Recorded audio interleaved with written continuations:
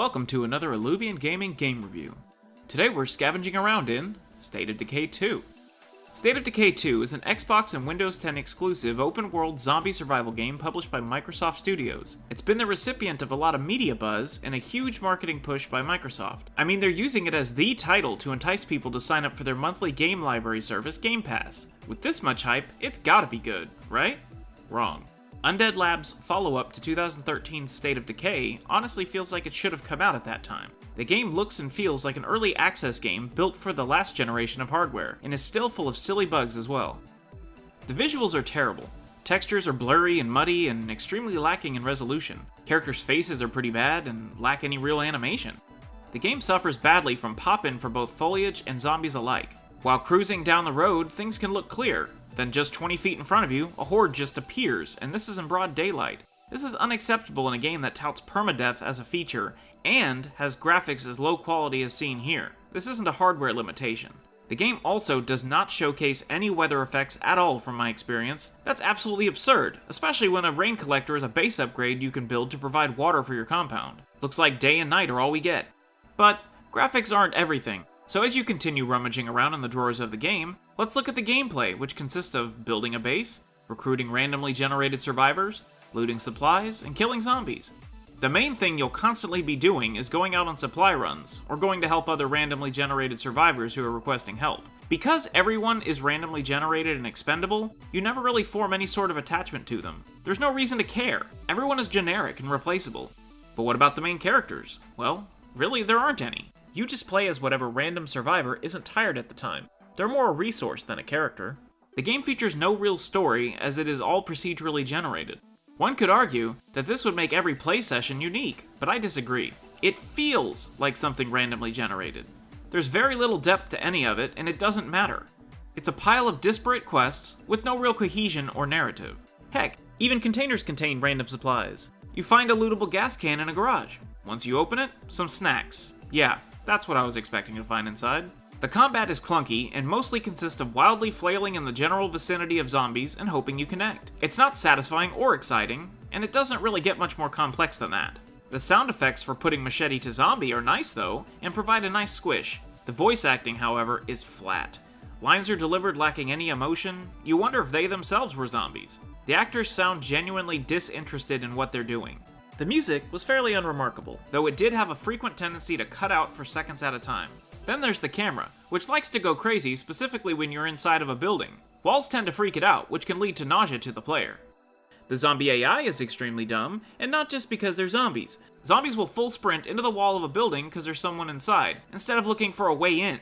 Companion AI is just as stupid, if not more so. They'll frequently just stand there, watching you attack, or be attacked, completely oblivious that they have a juggernaut zombie wailing on them, although they're more interested in yelling at you for pointing a gun at them to shoot the zombie behind them. Inventory management is a chore as well. You cannot move things around inside your very limited backpack. You cannot even sort your base storage.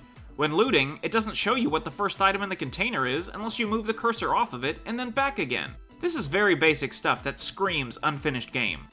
You may run into minor bugs like dead zombies that continue to run around and through things, but take and do no damage to the player, or characters moving through glass windows that don't break. Little things like this are common.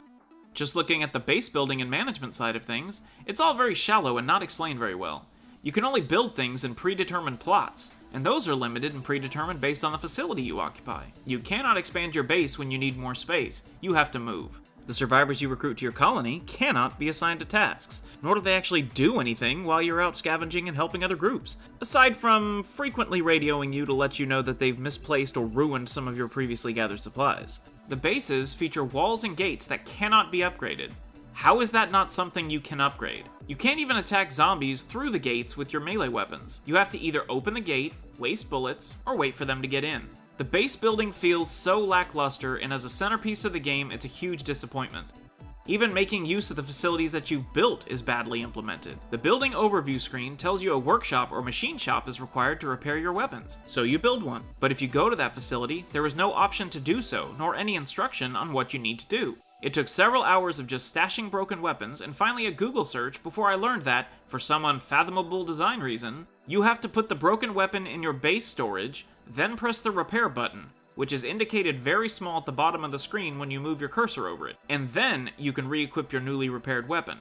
That's a roundabout, backwards way of doing things and cannot be explained away as a feature to promote realism. The whole process is just tedious. The game feels like its sole purpose is to just take up time. Everything takes too long, and none of it is fun. Every container you try to scavenge takes about 5 seconds to open unless you use the fast open mechanic, which half the time just jams and makes noise, which spawns exactly 2 zombies near you that immediately come running at you. It's always 2, they always come. No matter how thoroughly you cleared the area, you try to open a drawer quickly in an empty house, boom, a pair of zombies for you as punishment for trying to speed up the tedium. The nerve. Since it's completely scripted and predictable, there's no surprise or excitement to it. It just makes you let out an audible sigh. Ultimately, State of Decay 2 is an absolute embarrassment as a console exclusive when the PlayStation 4 received the masterpiece that was God of War just a month earlier. Yes, they're completely different game types and price points, but system exclusives represent a console. Exclusives are meant to get people to buy their respective consoles just so they can play their game. And in the unlikely scenario that someone buys an Xbox One just to play State of Decay 2, their first experience with the console, from a Microsoft Studios game no less, would be major disappointment. The giant advertising campaign currently going for it does not fit the quality of the game. It's almost as if Microsoft realized the game wasn't very good and decided they just need to release it in its current state. Then just market the heck out of it. That's not how you retain customers.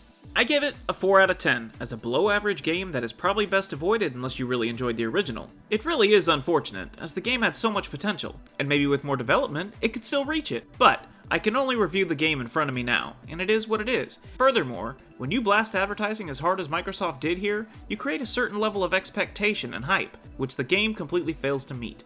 In fact, while editing this video, I got an enormous image ad in my email from Xbox. They continue to create a hype beast that even a good game would have trouble living up to. I really hope that Undead Labs can learn from the criticism the game has received and fix the issues with State of Decay 2, because bad games serve no one. Until then, I'll keep doing my part, and you keep gaming. Have a good one.